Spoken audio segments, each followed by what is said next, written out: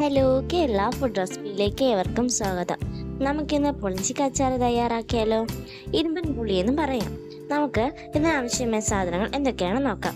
ഒരു പാനിലേക്ക് കുറച്ച് പുളിഞ്ചിക്ക അരിഞ്ഞിടുക. ഇനി ഇതിലേക്ക് അര കപ്പ് ശർക്കര പാനിയും ചേർത്ത് കൊടുക്കാം. 1/4 ടീസ്പൂൺ മഞ്ഞൾപ്പൊടി, 1/4 ടീസ്പൂൺ മുളക് പൊടി, 1/2 ടീസ്പൂൺ ഉപ്പ്. ഇത്രയും ചേർത്ത് നമുക്ക് നന്നായിട്ടൊന്ന് ഇളക്കി അടച്ച് വെച്ച് നമുക്കൊന്ന് വേവിച്ചെടുക്കാം. മറ്റൊരു പാൻ അടുപ്പിൽ വെച്ച് ചൂടാക്കുമ്പോൾ 2 ടേബിൾ സ്പൂൺ വെളിച്ചെണ്ണ ഒഴിച്ചു കൊടുക്കുക.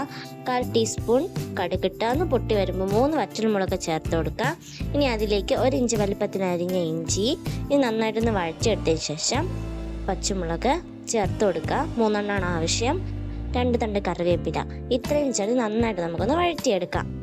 ഇഞ്ചി ഒന്ന് ചുവന്ന് വരുന്ന സമയമാകുമ്പോൾ നമുക്ക് തീ ഒന്ന് ഓഫാക്കി കൊടുക്കാം. ഇനി ഇത് നമുക്ക് നേരത്തെ തയ്യാറാക്കി വെച്ചിരിക്കുന്ന പുളി ഇഞ്ചിയിലേക്ക് ചേർത്ത് കൊടുക്കാം.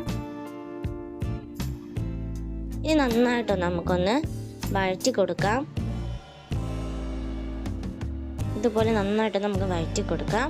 ഇനി ഇതിലേക്ക് 1/4 ടീസ്പൂൺ ഉലുവാപ്പൊടിയും 1/4 ടീസ്പൂൺ കായപ്പൊടിയും ചേർത്ത് നന്നായിട്ടൊന്ന് വെള്ളം വറ്റി വരുന്നത് വരെ നമുക്കൊന്ന് ഇതുപോലൊന്ന് ഇളക്കി യോജിപ്പിച്ച് കൊടുക്കാം. ഇവിടെ നമ്മുടെ പുളിഞ്ചിക്ക അച്ചാർ തയ്യാറായിരിക്കുകയാണ്. പുളിഞ്ചിക്ക അല്ലെങ്കിൽ ഇരുമ്പൻ പുളിഞ്ചി എന്നും പറയാറുണ്ട്. ചോറിനോട് കഴിക്കാൻ പറ്റിയ നല്ലൊരു അച്ചാറും കൂടെയാണിത്. അടുത്ത നല്ലൊരു വീഡിയോയുമായി കാണാം. ബൈ.